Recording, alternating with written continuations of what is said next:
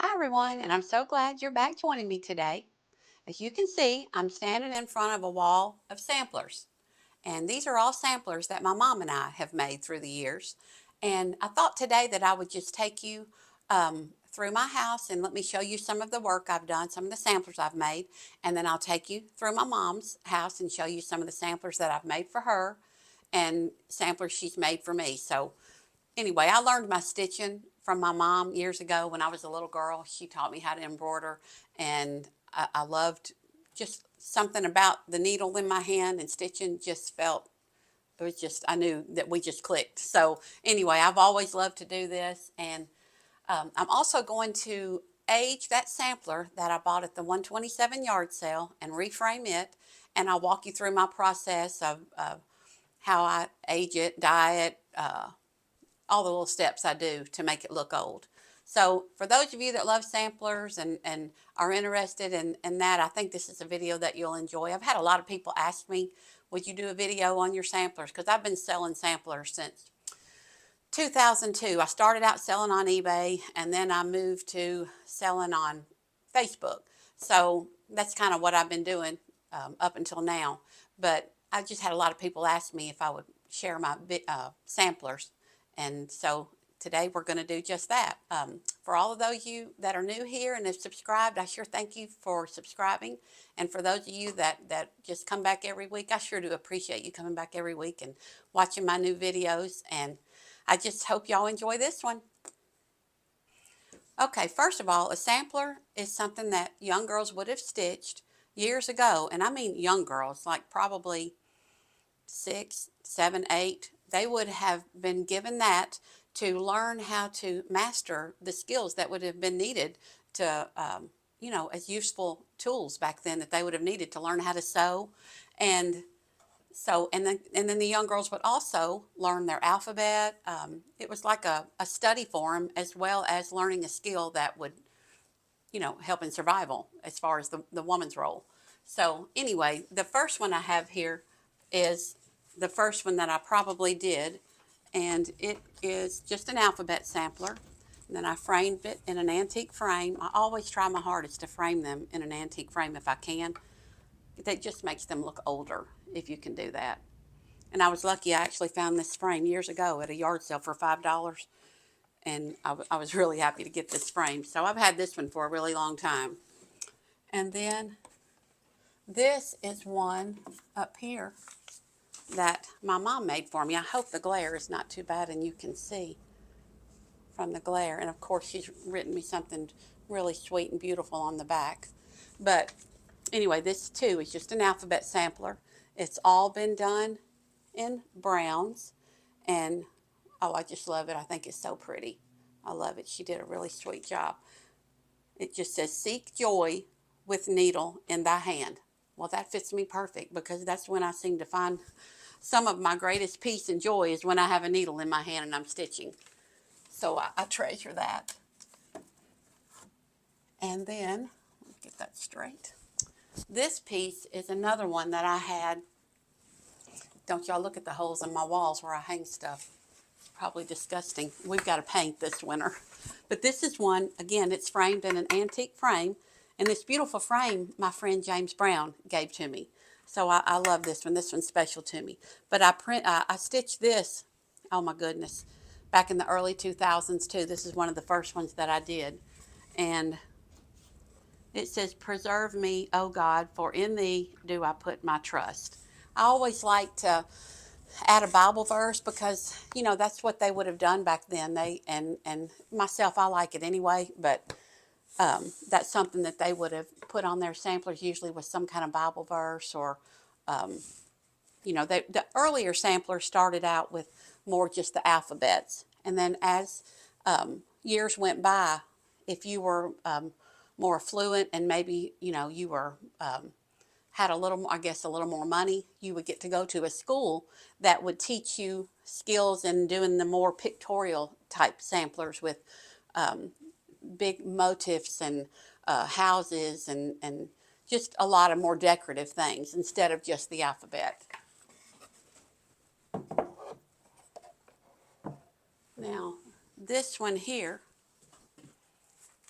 I made this one. I've made one for each of my grandmothers that have now passed. This was for my Granny Hinkle, and I used her name. Her name was Nellie Adeline. Her maiden name was Smiley, so I put Nellie Adeline Smiley Hinkle, and then I put her birth date on it, born March 11th, 1912. And then on this sampler, my grandmother, this was always her favorite Bible verse, and we all knew it. She had it written in her Bible, highlighted. This was just her favorite Bible verse. If my people who are called by my name will humble themselves and pray and seek my face and turn from their wicked ways, then I will hear from heaven and I will forgive them their sins and will heal their land. 2 Chronicles 7:14. So this is a very special piece to me that I love. I have it hanging in my home, and then I have another one. I'll go get it. It's not hanging right here, that I made for my mom's mom, which was my big nanny. So I'll get that one in just a second and share that one with you. This is one that my mom made for me. Again, another treasure, and it's got glass on it, so I hope you guys can see it. It says Fanny Erbs, ERBS, work, 1834. And what we do, I know my mom, she likes to work with patterns. You know, she'll buy the reproduction charts and patterns, and she loves to do that. And she does such a beautiful job at doing that. I don't know what it is with me. I don't have the patience to do a chart, so I just kind of like to design my own, and that's just kind of what I do. I sat down with it, and it just, depending on the frame, and it just kind of starts coming to me, and it's just like I don't know, just maybe like a blank canvas or something to me, even though I don't have art in me that way. I feel like that's kind of my art when I just sit down and try to design a sampler.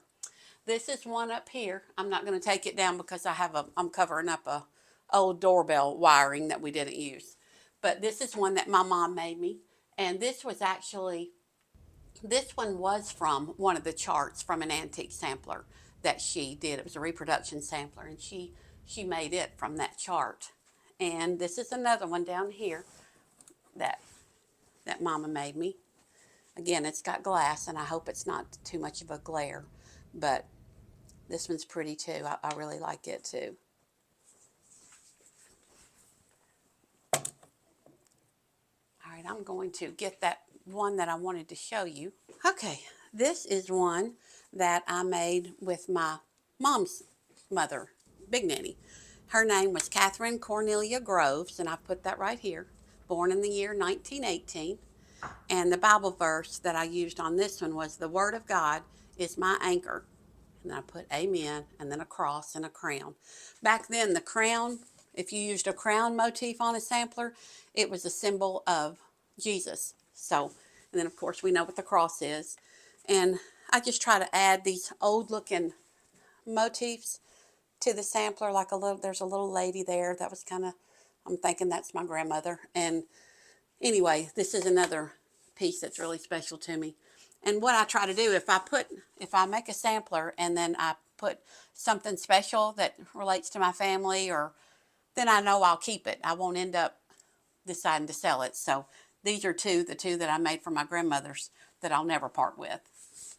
Now I'm going to take you and show you some that I have that are actually antique samplers, so you can kind of get an idea of what an antique sampler looks like versus what I'm trying to recreate. All right, now this is an example of an antique sampler, and you can see the tiny little bitty stitches that they took were so tiny.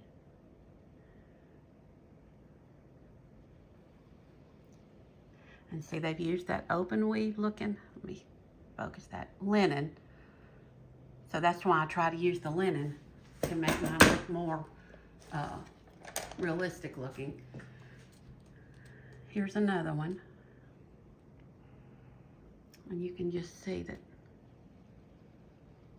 all the little stitches are so tiny. They almost always had some form of a border going around the sampler.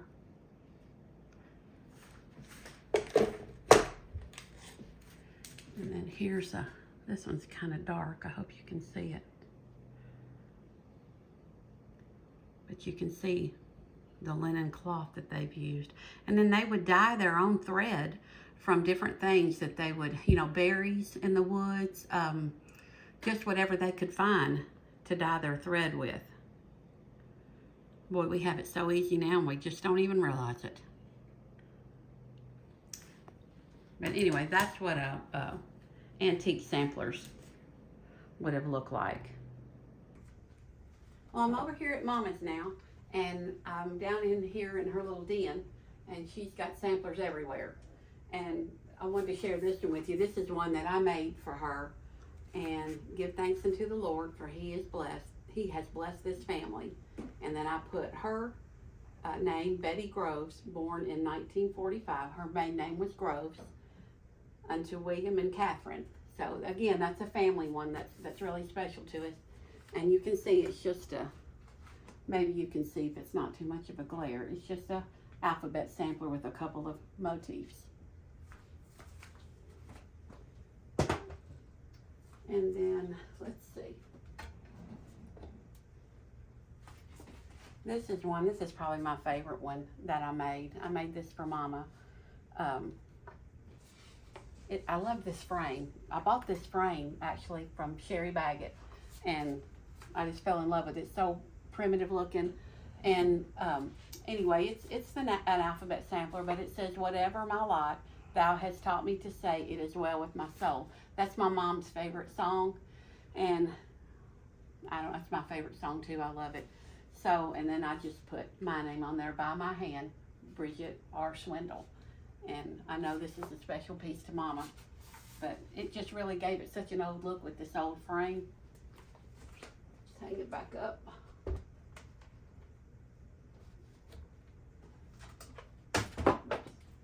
Now this is one that I made her that is all in red. It's a red work sampler.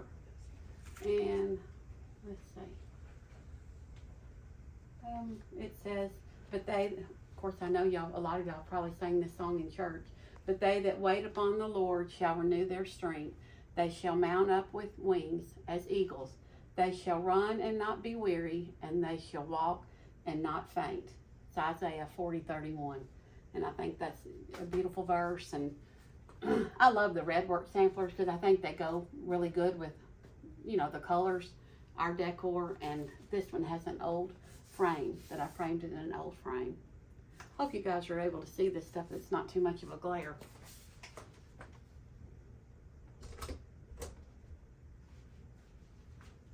Now the ones I'm showing you so far here are all things that I've designed or Mama's designed. These aren't things that have been done from a chart or a pattern.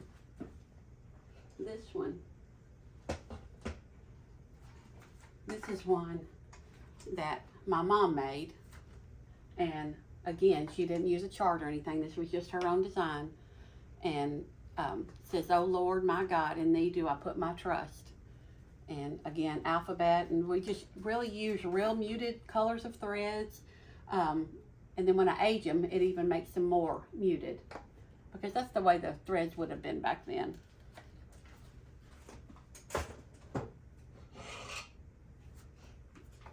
And this is another one that Mama made, and this frame is just gorgeous. Again, just an alphabet sampler, but looks so old in this frame. All right, this is a sampler that I designed and made several years ago, but Mama actually stitched this one. She used that same pattern that I had made for this one. And then I actually had one hanging in my house, and I ended up selling it, and Dan Weaver bought it from me. And Dan's also a fellow stitcher. He makes some beautiful samplers as well.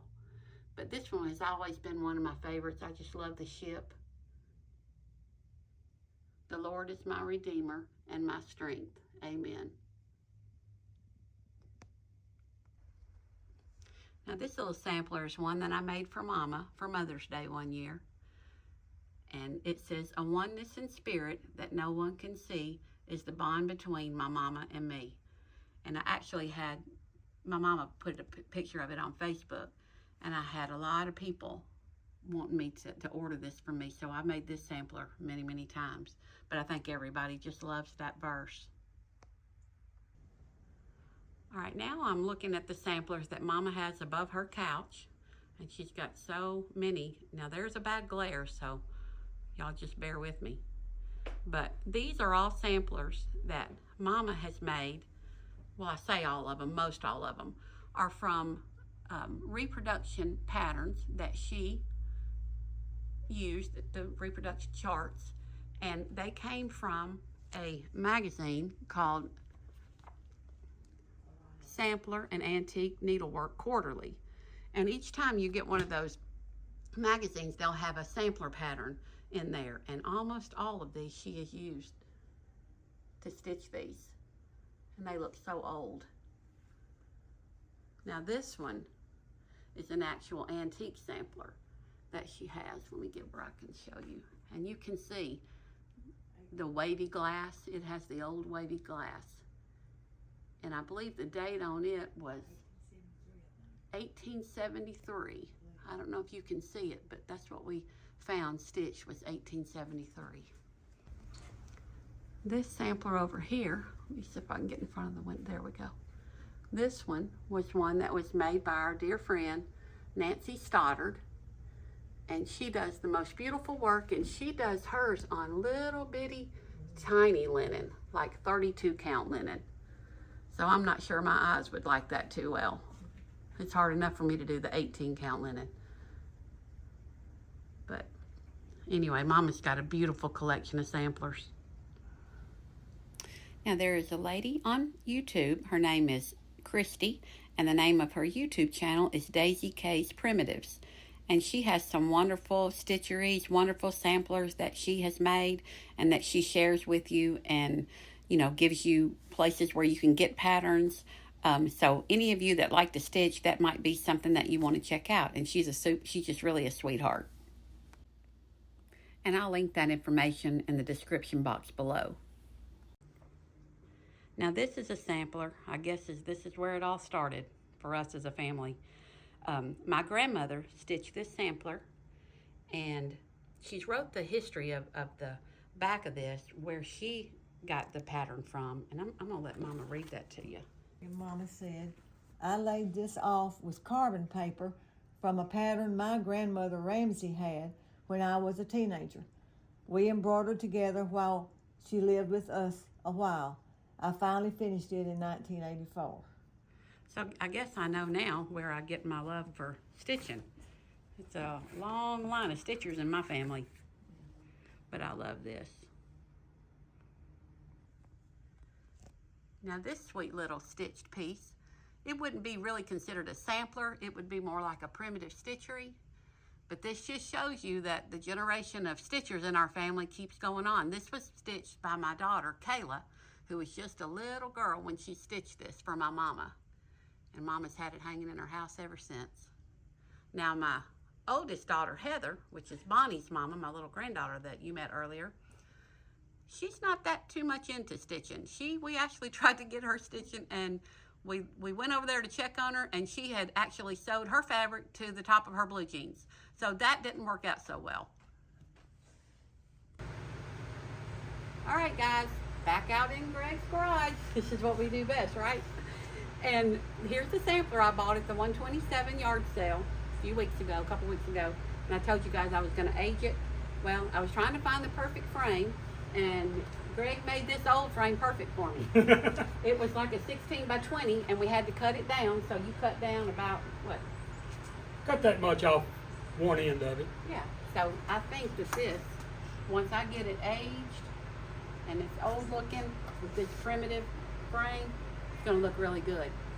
Thank you, Greg. Oh, you're I wanted to get him while he was doing the cutting, and he was so fast by the time I got out here, he'd already finished it. And she makes me even faster with that high-speed stuff. Yeah. Oh, yeah. And it's so hot today, you can't hardly breathe out here, and I really didn't want him doing it, but he insisted. So now I'm going to go home and age this and frame this, and I'll show you my process of how I do that.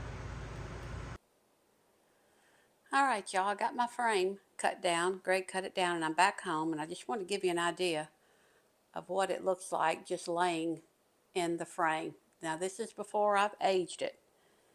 And I think it's going to be really pretty in this frame. This frame is, well, it's very primitive, but it has almost a gray, bluish gray paint on it in spots. And then the sampler has some little bluebirds. And I think it'll be really pretty in this frame. So now I'm about to get my tea dye going, and we'll take it from there. All right, got to make this tea dye.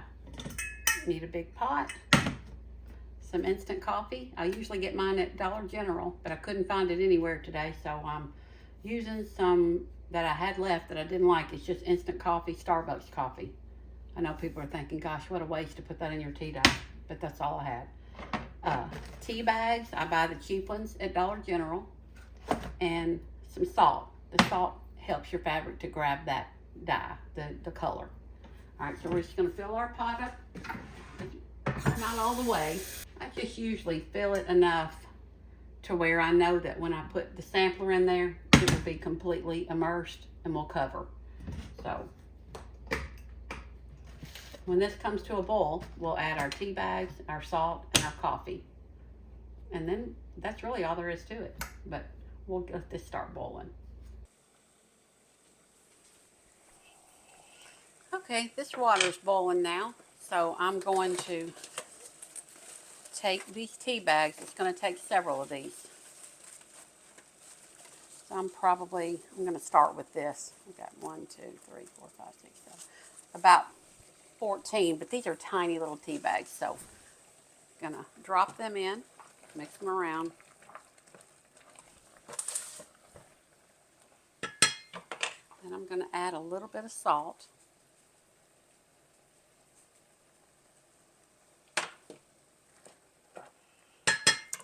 Then I'm gonna say, it just depends on how dark you want your tea dye. I'm gonna say, be careful when you pour the instant coffee in, it likes to boil over on you, so be careful with that. Really should remove it from the burner before you pour that in. But I'm going to do a little bit more.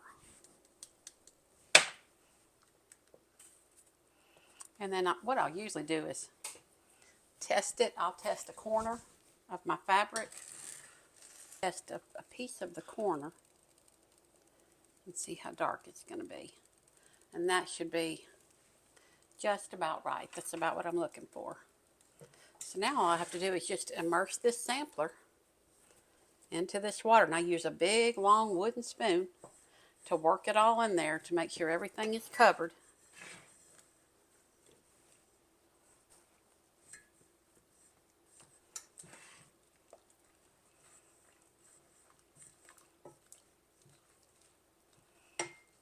Sometimes I'll take it out and put it back in. Just, we want to make sure we don't have any white spots. So just make sure you get it all soaked really good.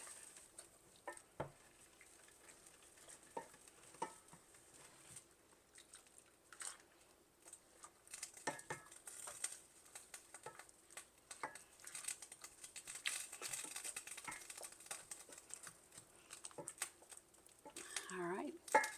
She's in here soaking. So now I'm going to let that sit there and soak. Clean up my mess. Then I'm going to pick up my little granddaughter off the bus, bring her home with me, and I'll have a little helper for the next steps. What I have right here is my wet sampler. You can see it's all wrinkled where it's been in the pot. So I'm just going to start on the back side. And I'm going to just kind of smooth it out with my hands. Try to smooth out some of the wrinkles, and then I'm just going to go over it with my iron. Just go back and forth, back and forth. You know, y'all know how to iron. And then it'll start to dry. And then I just work it in sections.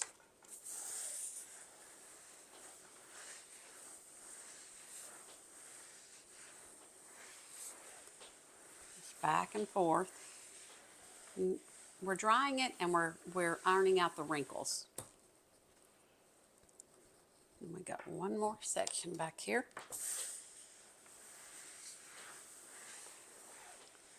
Now remember, this is the back side first. Now we're going to flip it over and do the same thing to the front.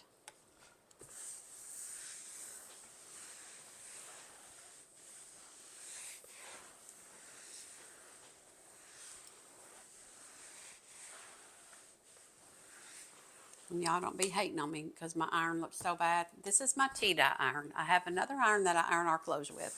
But this is for my tea dyeing, and this is my little tea dyeing ironing board, and one of the little tabletop kind. I've had it for years, and it looks so bad. It's so tea dyed underneath this pillowcase. I was ashamed for y'all to see it, so I covered it with a pillowcase. But it's been put to good use through the years. Now when you're ironing, make sure that you don't leave it in one spot too long. Make sure you keep it moving because you don't want your sampler to burn. Like happened to me one time. This was years and years ago, and I had worked on an Adam and Eve sampler. Oh my goodness, I had worked on it, and it was so pretty, and it was real tall, tall and narrow one. So back years ago, before I figured out just to iron them dry and to put your iron on the wet sampler and dry it, I used to put them in the oven. And you guys are probably thinking, oh, I know where this is going. Well, I put it in the oven, laid it on aluminum foil like I always do, and I forgot it. I was so mad I forgot about it. So I started smelling something. Then it dawned on me, oh my gosh, my sampler's in the oven. So I ran and got it out of the oven, but by the time I got it out of the oven, one of the corners, it's a wonder I hadn't burnt the house down, one of the corners had burned away and had burned part of the work I had done, part of the stitching. Oh, and I was so upset. I was like, what on earth am I going to do now? This is a disaster. So I said, well, what can you do? So at the time I was selling on eBay. So I thought, I'm just going to frame it, put it in an old frame it, and, just tell people this was a young girl who worked on her sampler, and she was working by candlelight, as they did back many, many years ago. And she accidentally caught her fabric on fire. And, just if people will know that it's burnt, and if they don't like it, they don't have to bid, but who knows, somebody might like it. Well, that sampler went through the roof. People were fighting over it. They loved it. And I actually had someone message me and wanted to know if I would make another one just like it. And I said, sure. And she said, now make sure that when you make this sampler, she said, I want the same kind of burn spot that one had.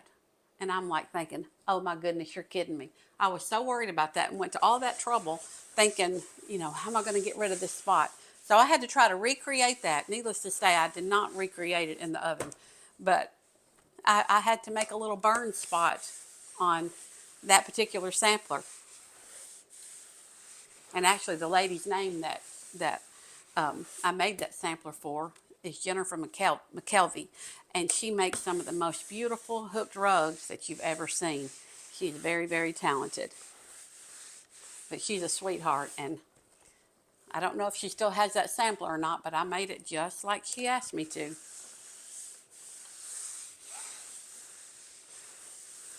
Okay, we're getting almost dry.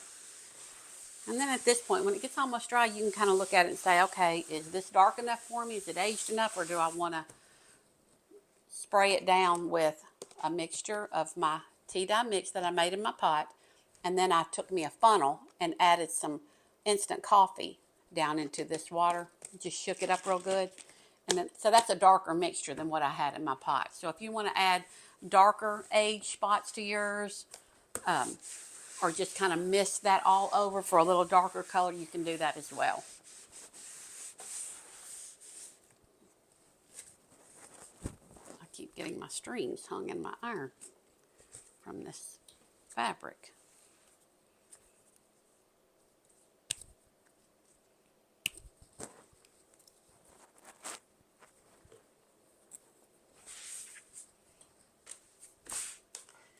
All right, so we're going to spray a little bit of this on here. Shake it up real good.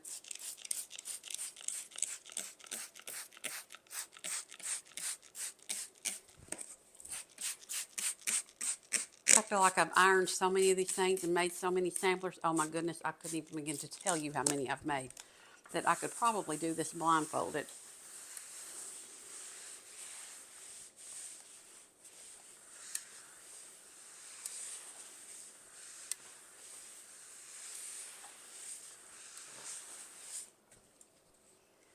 And add some to the top section.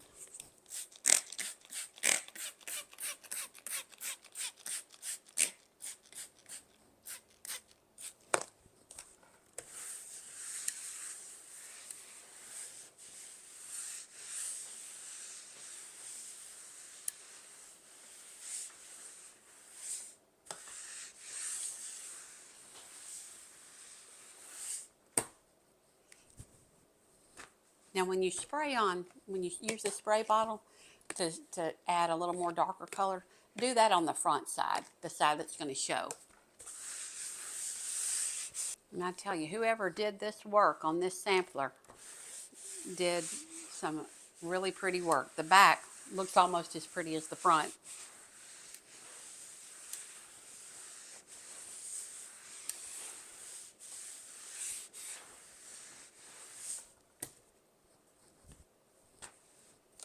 We're getting there, almost. I told y'all this is a long process.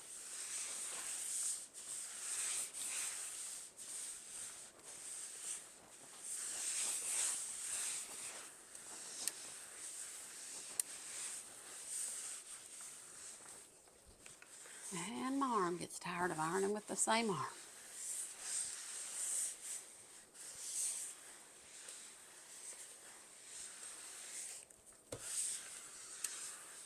So once we finish ironing it, get it all dry, we will be ready to mount it on a piece of cardboard with masking tape and get it framed. All right, I think once we get this back side ironed again, we'll be just about dry. My husband said he would go pick up my granddaughter for me at the bus at her house because her mom's working. And I think I hear them pulling up, so I'm fixing to have some extra help.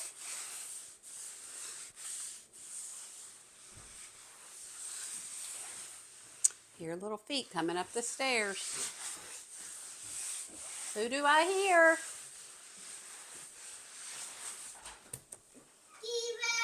Hi, baby girl.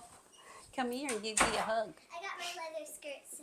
Oh, okay. Now watch out. This is very hot. Come over here. I want you to meet my friends on YouTube. Come here, sit right here, but get away from this iron. I have a trapper keeper. You do? Now this right here, this is Bonnie Mae. She's my little granddaughter. And she actually knows how to stitch, don't you? You've stitched before. Do you like stitching? Yeah. You do? You gonna grow up and be like Gee and Stitch?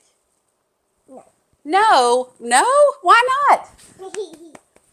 Oh. All right, so I think we're good. I think we've got it just about dry. And now we're ready to mount it on cardboard. And we'll frame it. And I'll show you how to do that. Okay, now we've got her all dyed. Got it dry. And now I went downstairs and I cut me a piece of cardboard to fit my frame. And I also cut a piece of glass to fit my frame. And glass is a preference. Some people like samplers with glass, some people like them without. Personally, they show up prettier in your house, or they show up better, not prettier, but better, if you don't put glass on top of them. But a lot of people like to have the glass as protection, and it's just a preference.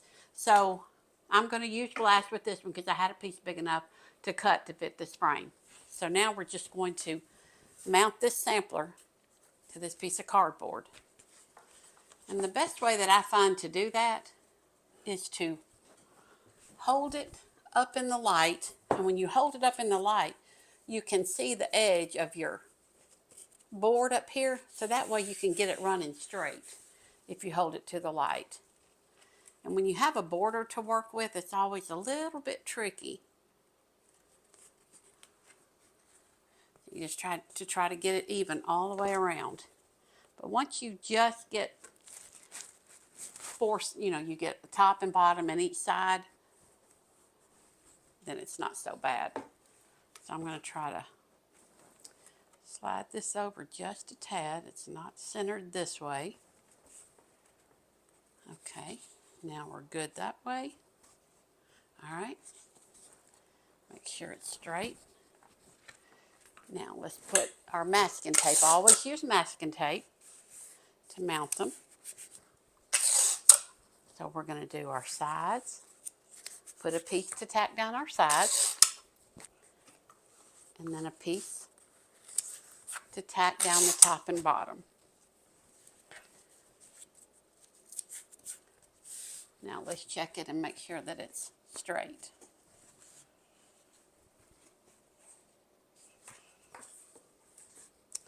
Looks pretty good. So now what we're going to do is just work our way around.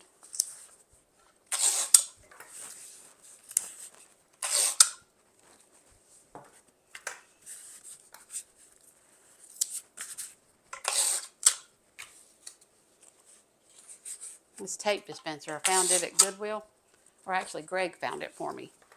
Lifesaver, because that way I don't have to keep grabbing the masking tape roll, tearing it off. This little dispenser has been a game changer.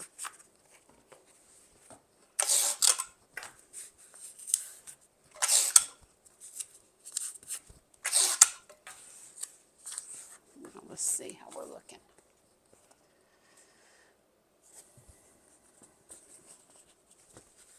Need to pull it a little tighter up here. There's nothing complicated or hard about any of this. It's just patience. It's just a little time consuming.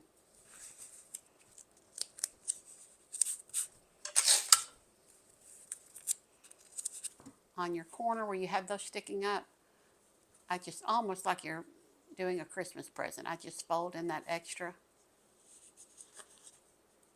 and it makes the corner.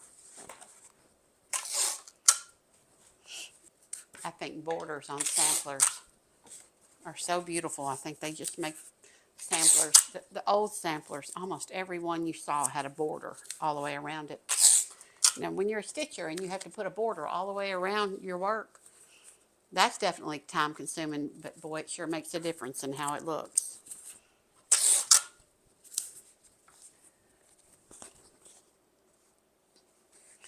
All right, we need to pull it a little bit this way.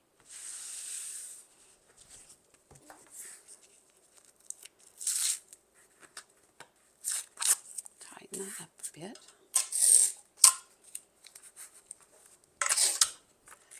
Okay, now I think we're ready to frame it.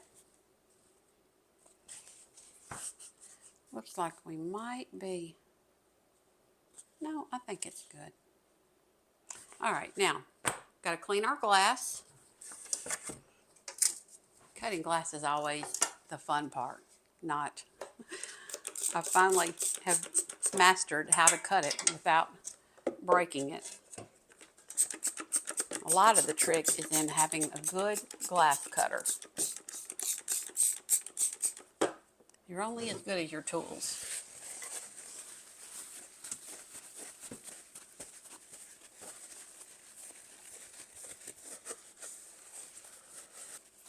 Now on some of the samplers I've done that I had found antique frames for, this was an antique frame, but it did not come with the glass in it.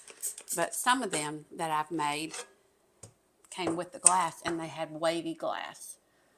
Oh, and that really makes a sampler look old. If you can frame it in an antique frame along with wavy glass, I love those. But that's, you get lucky if you find one like that. They're hard to find.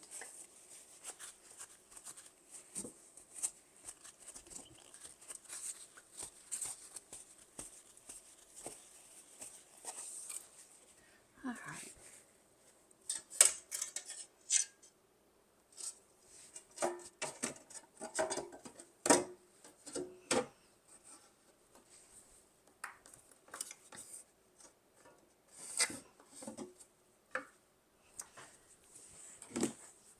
Now I've got my framing done.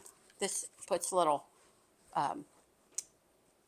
glazing points into the side of the frame, which holds in your glass and your sampler. And we just start securing it inside the frame. And then we run out of glazing points, so I've got to make a pit stop and run downstairs and get some more. Okay, now let me load up my gun.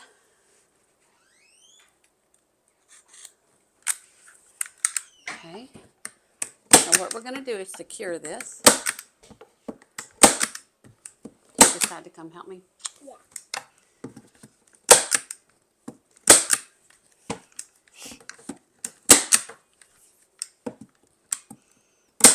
Just about finished. You ready for Gee to be done? Yeah. Okay, now let's see what this looks like. That's huge. Wow, it looks really pretty. Hope you all can see it.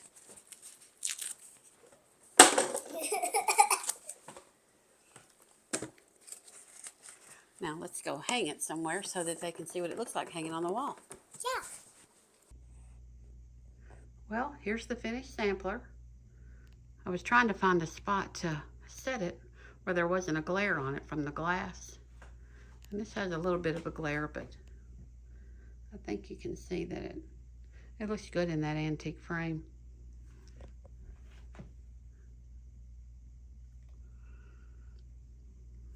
Well, that's it, guys. That's all there is to it. And I hope for all you fellow stitchers out there or people that like to do needlework, I hope this video is a little bit of inspiration. And it's really not that hard. It's just time consuming. And adding an antique frame and aging it, to me, makes all the difference. But I thank you again for joining me, and I'll just see you in the next video.